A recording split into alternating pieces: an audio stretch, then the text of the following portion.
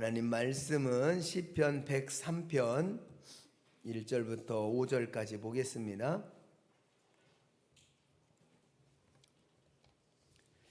시편 103편 1절부터 5절 같이 읽습니다.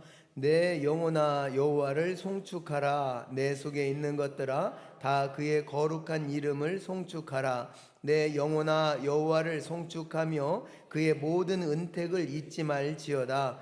그가 내 모든 죄악을 사하시며 내 모든 병을 고치시며 내 생명을 파멸해서 속량하시고 인자와 긍휼로 관을 씌우시며 좋은 것으로 내 소원을 만족하게 하사 내 청춘을 독수리같이 새롭게 하시는도다. 아멘. 하나님의 본질은 사랑입니다. 사랑하기 때문에 주고 싶어 하시고 또 사랑하시기 때문에 우리를 죄에서 건져내기를 원하시고 또 사랑하시기 때문에 이렇게 눌림과 억압에서 해방시켜 주시기를 원하십니다. 그리고 사랑하시기 때문에 질병도 고쳐주시기를 원하셔요. 그 결혼이라고 하는 거는 가족 관계를 구성하는 가장 기초적인 단위죠. 그래서 이 결혼을 하게 되면 한 가정이 이루어지는 건데요. 하나님께서는 우리를 하나님의 거룩한 가족으로 만들어 주셨어요. 어떻게 만들어 주셨나요? 그냥 그 예수 그리스도를 영접하기만 하면 하나님의 자녀가 되게 해주셨습니다. 그러니까 결혼이라고 하는 걸 통해서 가족 관계가 최초로 만들어지고 그러면 자연스럽게 자녀가 태어나면요 그 자녀가 가족이 되는 거예요. 근데 하나님께서 우리를 어떻게 하셨냐면 하나님의 아들을 믿는 자마다 멸망하지 않고 영생 얻게 하셨고 그 하나님의 아들의 이름을 영접하는 자마다 하나님의 자녀가 되는 권세를 주셨습니다. 그래서 사실상 여러분 이게 우리가 엄청난 특권을 가지고 있는데요. 이 가족이라고 하는 말이 굉장히 아주 그게 능력이 있는 거예요. 우리가 하나님의 가족이 됐다. 이게 능력이요. 이게 우스갯소리인데 그 전에 어느 분이 그 얘기를 하더라고요. 저도 많이 웃었는데 요새는 잘 안 웃기긴 한데 그래요. 이게 경찰이 운전을 하다가 위반을 했어요. 그래서 경찰이 와서 저 면허증 좀 제시해 주세요. 그러면은 면허증 줘야 돼, 안 줘야 돼요? 경찰도 줘야 되죠. 그러면 법대로 하면은 딱지를 뗍니까, 안 뗍니까? 떼죠. 그런데 그때의 경찰들만의 은어가 있었대요. 그게 뭐냐면 나 가족이야. 이렇게 하면 무슨 말이냐면 경찰 가족이야. 그 뜻이야. 그러면 뭐라고 하냐면 안녕히 가십시오. 이런다는 거예요. 근데 어떤 분이 딱 이제 신호를 위반을 했어요. 그런데 경찰이 와서 실례합니다. 면허증을 주십시오. 그러는데 이거 참 난감하더래요. 그래서 뭐냐면 나 가죽이야. 그랬대요. 가죽이야. 그러니까 근데 가죽이잖아 이게. 그러니까 가죽이야. 그러니까 저쪽 경찰은 가족으로 알아들었어. 안녕히 가십시오. 그래가지고 벗어났다고 하는 그런 이제 우스갯소리를 얘기했는데요. 자, 사실 가족은 챙길 수밖에 없어요. 누구든지 자기 가족은 챙길 수밖에 없고 자기 가족은 사랑할 수밖에 없습니다. 우리가 하나님의 가족이 됐다. 놀라운 축복입니다. 그래서 사실 하나님께서 우리를 그냥 구원해 주신 거 그 정도가 아니라 자기의 자녀 삼아 주셨다. 그래서 내가 하나님의 가족이 됐다. 너무 놀라운 축복인데 그런데 하나님께서 예수 그리스도를 이 땅에 보내주셔서 예수 그리스도가 피 흘려 죽으시고 그 예수의 공로를 내가 믿고 의지하고 받아들이고 영접하면 하나님의 자녀가 되게 하고 그러면 그 자녀들이 모인 공동체가 뭐가 됩니까? 그게 교회가 되는 거예요. 그러니까 이 교회는 어떤 분이 그러더라고. 교회 가니까 굉장히 처음에 가니까 고민되더래요. 왜냐하면 장로님도 하나님 아버지, 그 아들도 하나님 아버지. 도대체 이게 교회는 족보도 없나? 그럼 뭐 장로님이 하나님 아버지 그러면 그 아들은 하나님 할아버지 해야 맞잖아. 그런데 저도 아버지라고 하고 이상하더라는 거예요. 이게 족보가 없더라는 거예요. 그런데 나중에 깨달은 게 뭐냐면, 이거는 아버지, 육신의 아버지 아들 이런 차원이 아니구나. 하나님을 영접하면 남녀노소 할 것이 누구나 다 하나님의 자녀가 되는구나. 그걸 깨달으니까 그제서야 이해가 가더라는 거예요. 그렇잖아요. 만약에 하나님이 촌수를 정해놨으면 우리는 어떻게 해야 돼요? 증조, 고조, 하나님 아버지 막 이렇게 불러야 될 거 아니에요. 그게 아니라 그냥 누구나 다 영접하면 하나님의 그냥 자녀, 즉 일대 자녀가 되는 거예요. 일촌.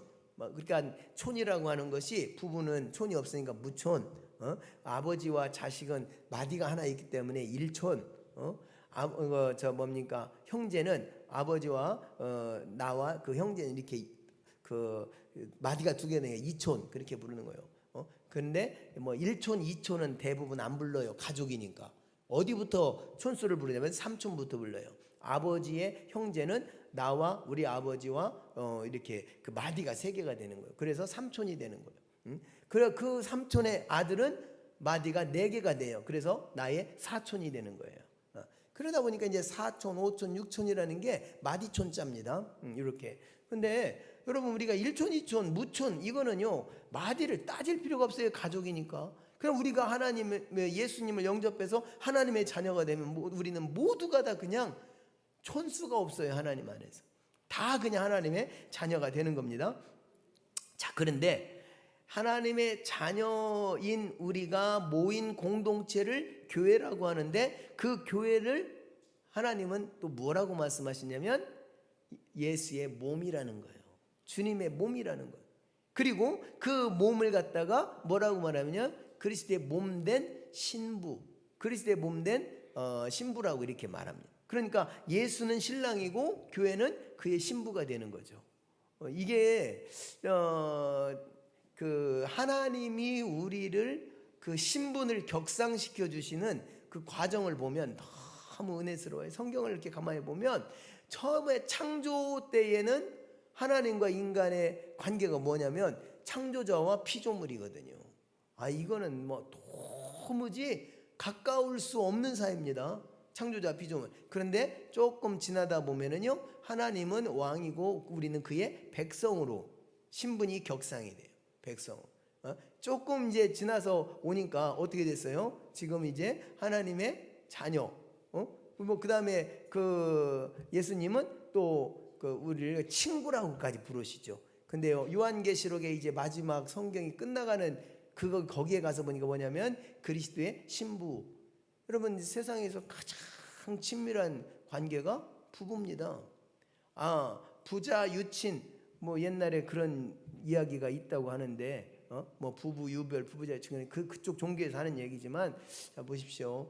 뭐 물론 뭐 갈라서는 남이다 이런 얘기도 하지만은요, 가장 부끄러움 없고 가장 정말로 친밀한 관계가 부부예요.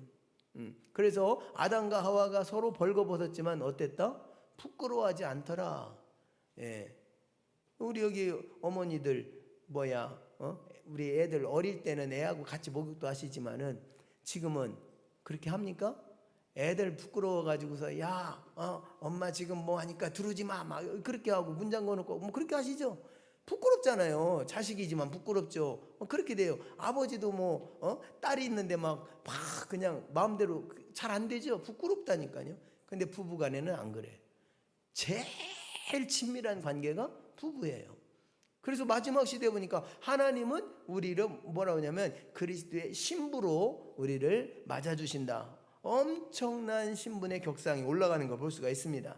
그런데 자식처럼 사랑하시고 또 신부처럼 사랑하시는 하나님, 너무 사랑하시기 때문에 무엇도 하신다? 질투도 하신다. 여러분, 질투는요, 늘 말씀하지만은 질투는 사랑의 또 하나의 표현 방법입니다. 사랑의. 그러다 보니까 하나님이 가장 용납하실 수 없는 게 바로 우상숭배죠. 우상숭배를 얼마나 하나님이 싫어하시는지, 예를 들어서 우리가 지금 아침 예레미야 말씀 나누는 것처럼 우상숭배를 척결한 왕을 하나님이 얼마나 기뻐하시는지 몰라요? 근데 다시 그걸 끌어들인 왕 하나님께서 용서하지 않고 그 자손 만대가 아주 그냥 힘겨워지는 그런 걸 볼 수가 있습니다. 그러니까 성도가 하나님 외에 다른 신을 섬긴다, 우상 숭배한다, 하나님 엄청난 질투를 하시죠.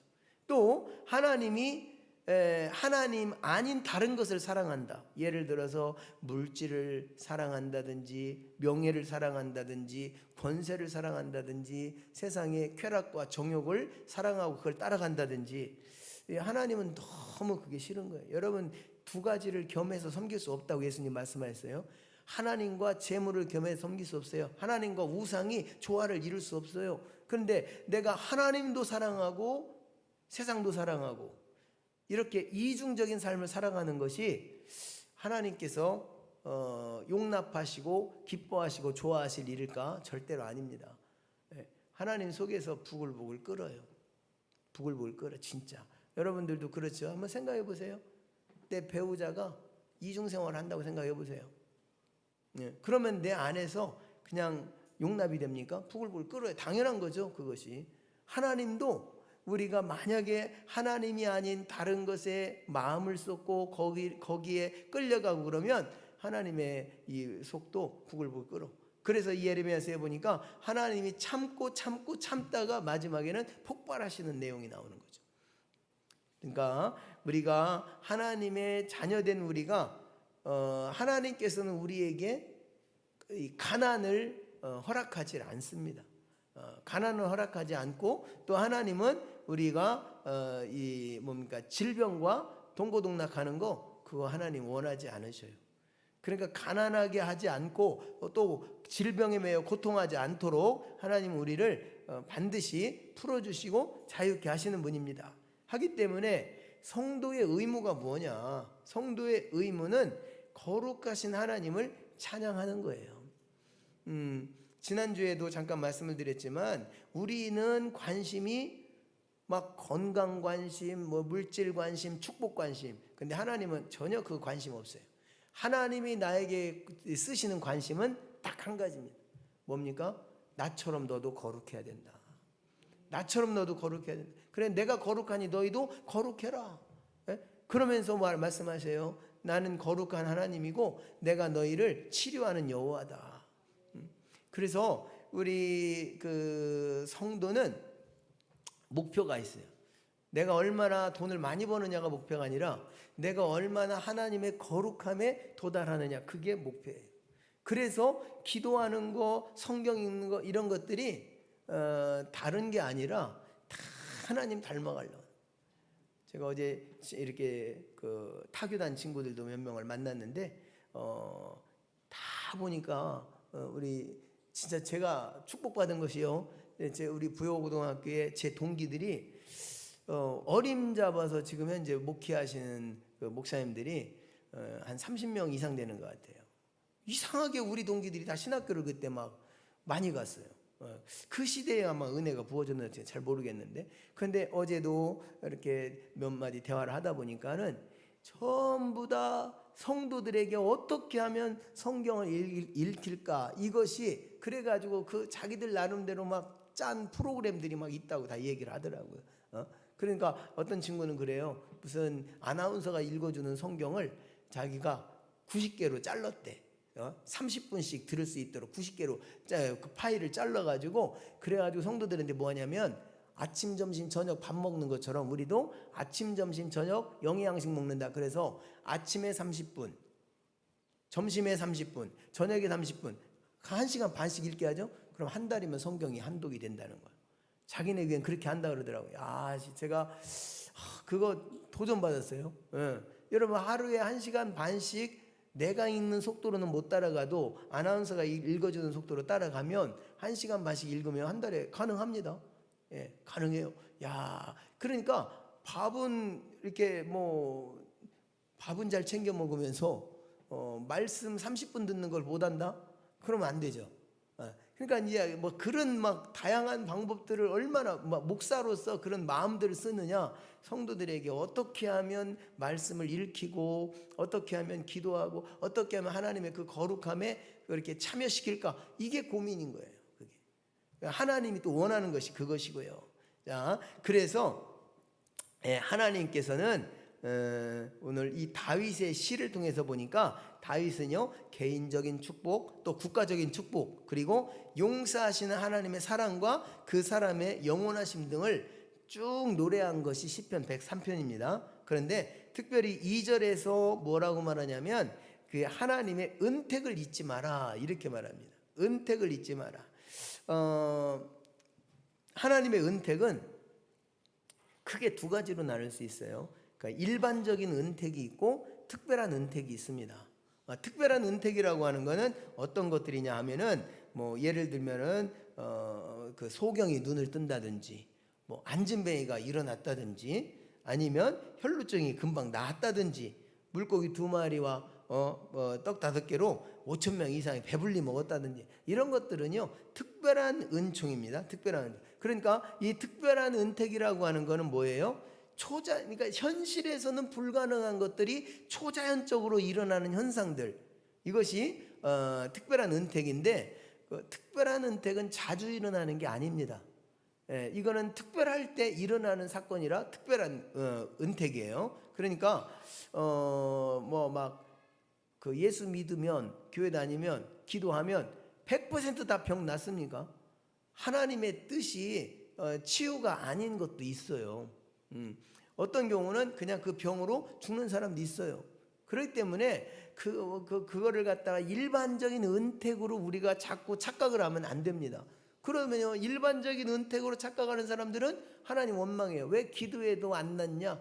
왜 기도해도 나는 복이 없냐? 왜 기도해도 나는 응답이 없냐? 하면서 일반적인 은택을 특별한 은택과 동일시하다가 하나님 원망하고 좌절하고 이렇게 되죠. 이러면 안 되는 거죠. 그래서 우리의 삶 가운데에서 우리가 경험할 수 있는 얼마든지 경험할 수 있는 일반적인 은택이 있습니다. 그건 뭡니까? 지금 우리가 일반적인 은택을 다 누리고 있는 거예요. 공기를 주셔서 호흡을 하게 하시고 또 물을 주셔서 우리의 체질을 유지하게 하시고 식물을 주셔서 우리가 먹고 살아갈 수 있도록 에너지를 주시고 이런 거 다 일반적인 은택입니다. 자, 그런데 하나님이 이 천지를 창조하실 때에 이 우주를 어떻게 만드셨나요? 우리 인간들이 살아가기에 있어서 가장 적합하게 만들어놨어요. 하나님께서. 지금 막 시끄럽잖아요. 그 뭐 오염수 방류가 어쩌고 이런 이야기들 때문에 뭐 다 시끄러워요. 근데 사실 우리는요 모든 것이 따지고 들어가 보면 다 지구를 지금 박살내는 짓만 하고 있지. 뭐 이렇게 지구 환경을 뭐 어떻게 잘 막 이렇게 보존하고 이렇게 안 삽니다. 여러분들이 다 지금 누리고 있는 오늘 자동차 타고 오셨잖아요. 자동차도 다 그거 보면은 지구 박살내고 있는 거예요. 나 지금 편하지만 박살내고 있는 거기서 나오는 매연 또 그걸 만드는 데 있어서 플라스틱 또 뭐 여러 가지 아주 그 모든 것들 다 그렇죠. 우리가 지금 입고 있는 옷들도 다 이 자연을 이거 한 번을 만들면은 자연이 얼마나 훼손될까요? 그러니까 뭐 저 남극이 어디가 빵꾸가 났느니 오존층이 깨졌느니 이런 얘기들 나오죠. 지구는 그렇게 갈 수밖에 없어요. 멸망을 향해서 갈 수밖에 없어요. 그래서 우리는 어떻게 해야 되느냐? 새하늘과 새 땅을 바라보고 사는 거예요. 요한계시록에 보니까 하나님이 주시는 새하늘과 새 땅 거기가 우리가 가야 할 곳입니다. 거기가 목표지. 아니 지금 예를 들어서 바닷물이 오염됐다고 해가지고 먹을 거와 그거 먹으면 다 지금 우리가 뭔 일 벌어집니까? 그거 아니어도 다른 거 먹고도 다 지금 우리가 죽어가고 있어요. 먹고 다 죽어가고 있지 사는 사람 없단 말이죠. 그래서 우리가 소원하고 목표해야 되는 거는 하나님이 주시는 새하늘과 새 땅을 바라보고 천국을 향해서 가야 하는 것입니다. 그래서 오늘 하루를 내가 살아가고 있는 것 자체도 뭐예요? 은택이에요. 오늘 그러니까 그 노래 있잖아요. 오늘 숨을 쉬는 것 감사. 그죠? 또 그다음 뭐냐? 뭐 허락하심도 감사. 다 감사라. 그리고 모든 것이 은혜. 이 찬양도 보면 다 모든 게 은혜예요. 우리가 하루하루 지금 살아가는 것이 다 그냥 은총일 뿐이고 은택일 뿐입니다. 근데 하나님이 이 창조하실 때 진짜 완벽하게 만드셨거든요. 이 창조 속에 아픔이 있었나요? 없었죠. 질병이 있었나요? 없었습니다. 에덴 동산에 가난이 있었나요? 전혀 없었어요. 그러니까 하나님께서 완벽한 세상을 만들어 놓고 하나님이 뭐라고 말씀하십니까? 너무 좋다. 너무 좋다. 창세기 1장 31절 읽어봅니다. 창세기 1장 31절 읽습니다. 하나님이 지으신 그 모든 것을 보시니 보시기에 심히 좋았더라. 저녁이 되고 아침이 되니 이는 여섯째 날이니라. 아멘. 하나님 보시니까 뭐 거기에 뭐 보시기에 심히 좋았다. 거기 홍수가 있었을까요? 없어요. 가뭄이 있었을까요? 없었습니다. 그런데 아담을 창조하셨을 때 아담은 질병도 몰랐고 그 다음에 온전하고 건강한 삶을 누리며 살았습니다. 동산을 아담이 관리했어요. 그러다 보니까 아담에게 궁핍함이 없습니다. 핍절함이 없습니다. 그런데 왜 모든 것이 인간에게 불행하게 됐어요?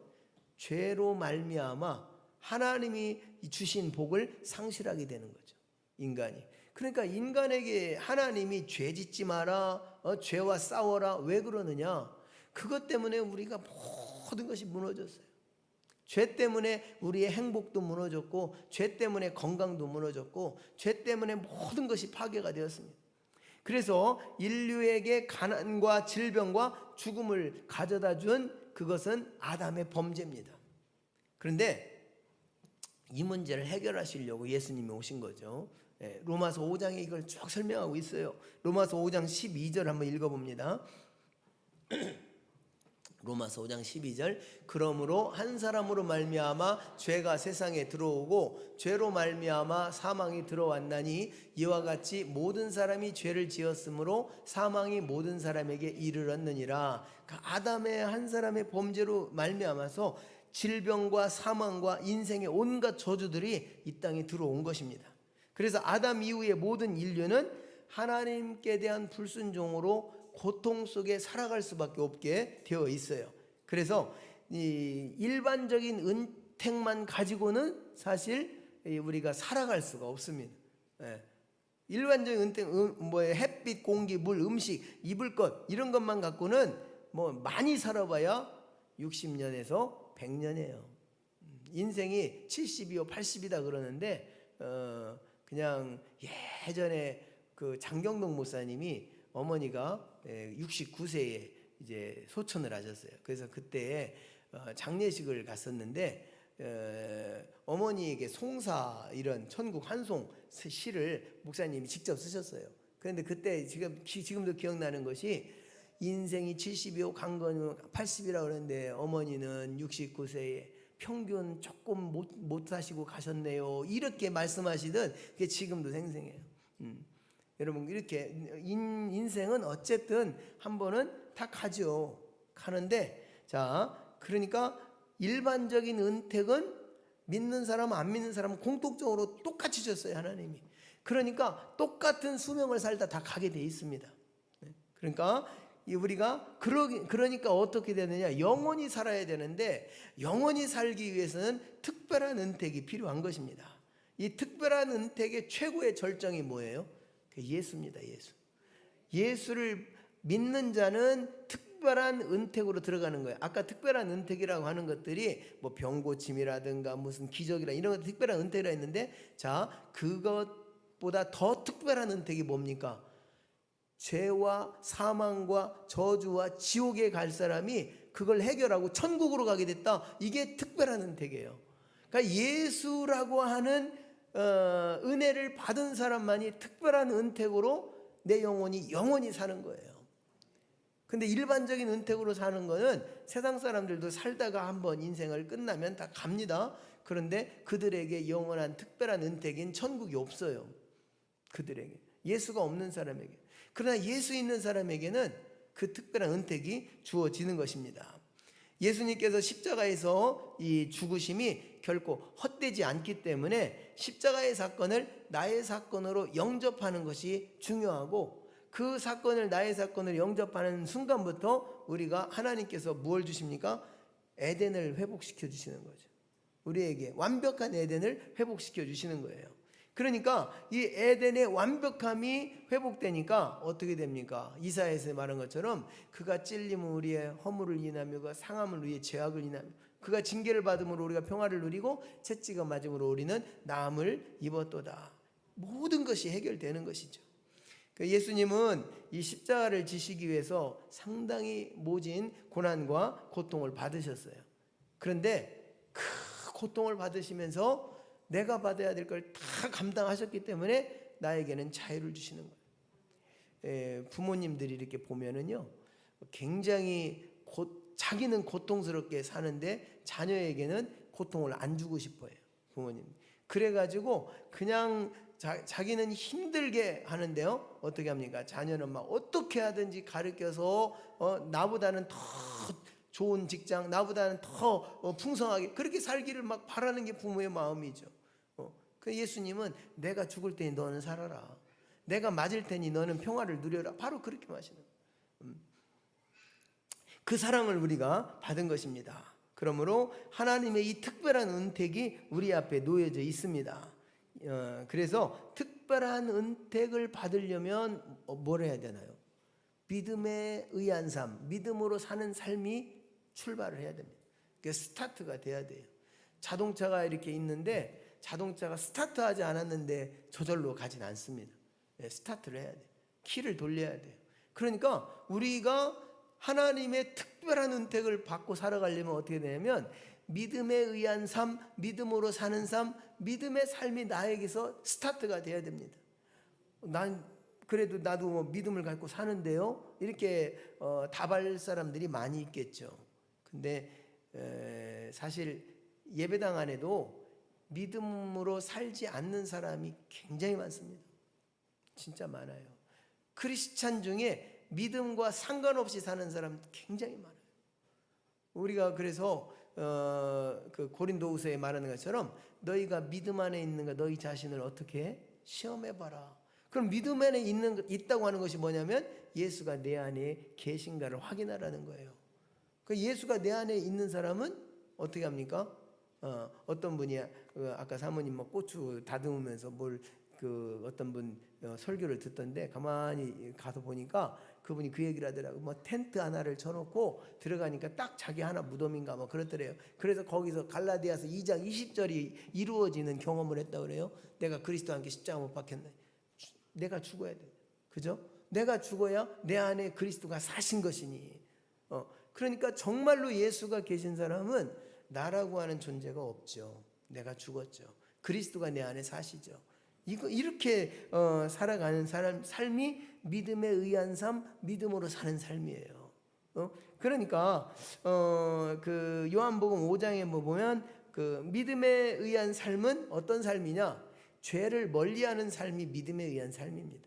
믿음으로 사는 삶입니다. 내가 만약에 죄와 벗이 되어서 죄를 즐기고 죄도 낙이 있다고 하니까 그 죄 가운데 내가 살아오고 있다면 믿음으로 사는 삶은 아닙니다. 절대 아닙니다. 그래서요, 그 베데스다 연못가에 있던 환자도 보니까 그 사람의 질병을 예수님은 뭘로 보셨나요? 죄로 보셨어요. 죄로 보셨어요. 그래서 예수님이 그 사람을 치유하시면서 뭐라고 말씀하십니까? 돌아가서 다시는 죄를 심한 것이 생기지 않도록 죄를 지지 마라, 이렇게 말했어요. 자, 요한복음 5장 14절 한번 읽어보죠. 요한복음 5장 14절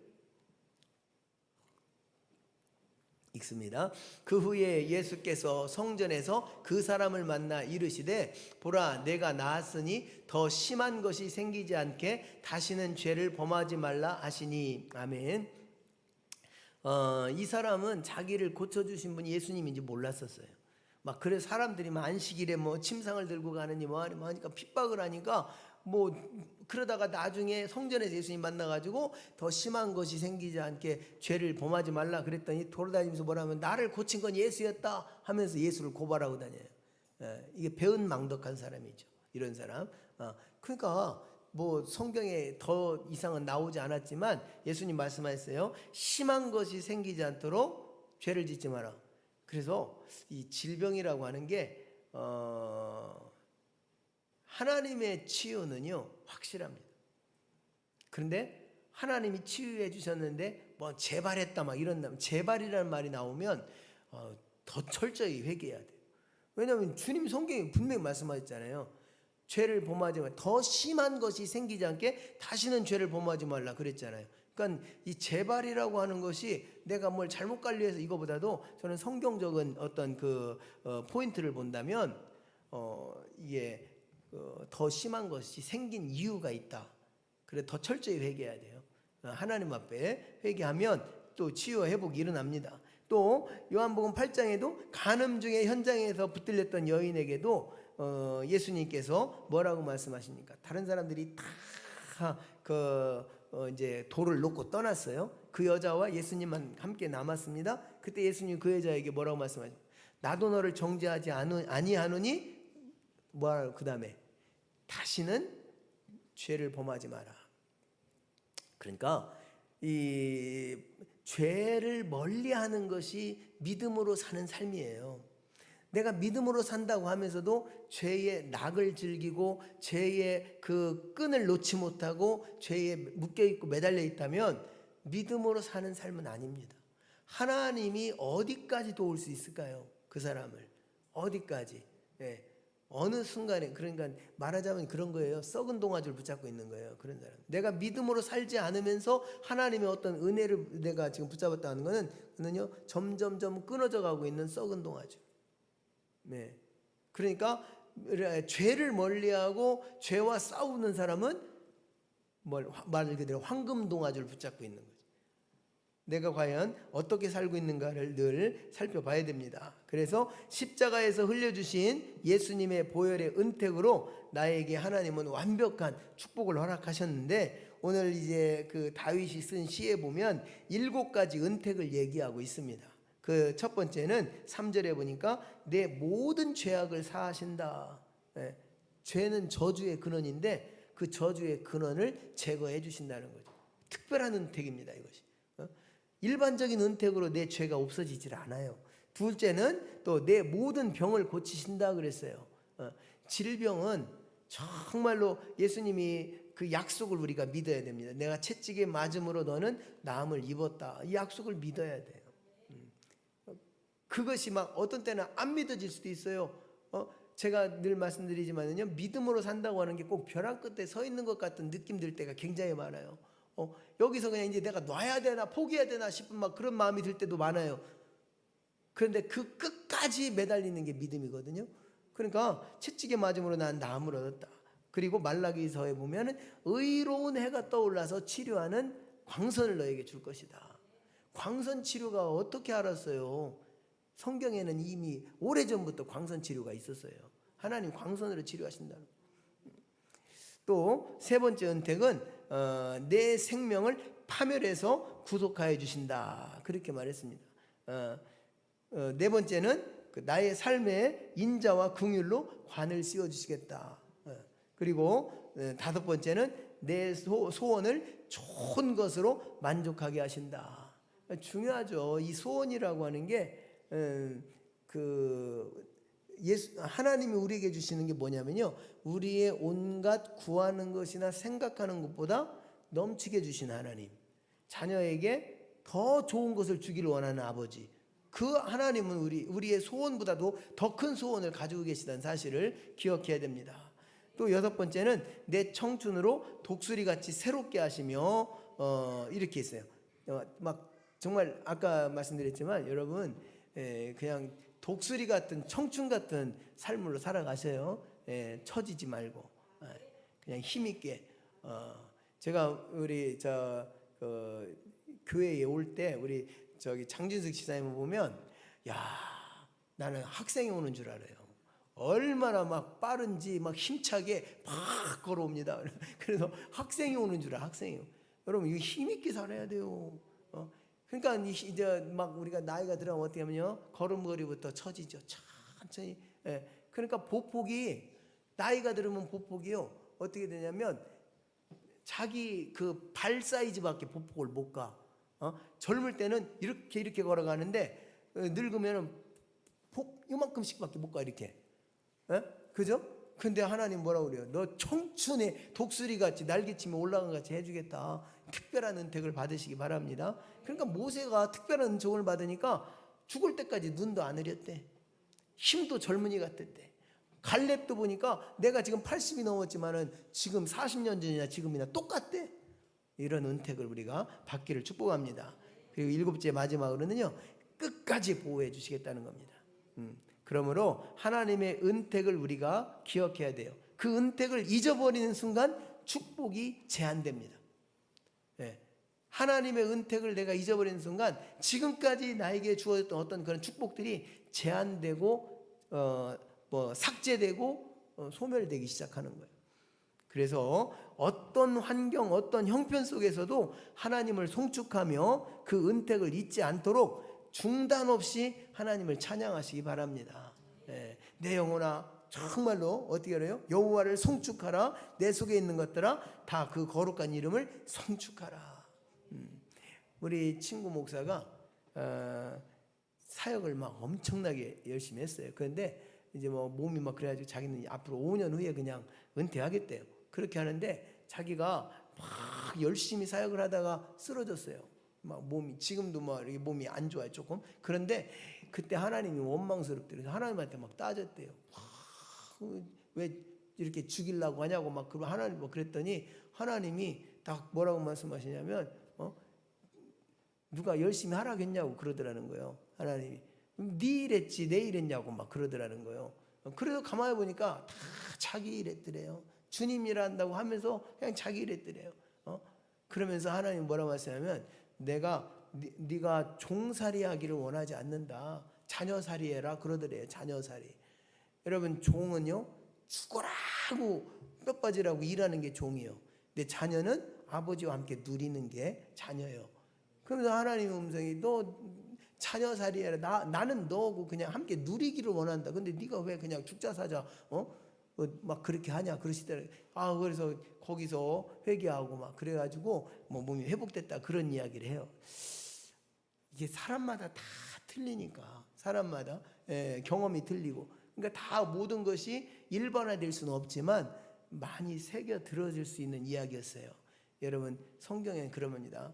내 열심이 아니라 여호와의 열심, 하나님이 하시는 겁니다. 그리고 주님은 여러분들이 자녀로서의 특권을 누리기를 원하셔요.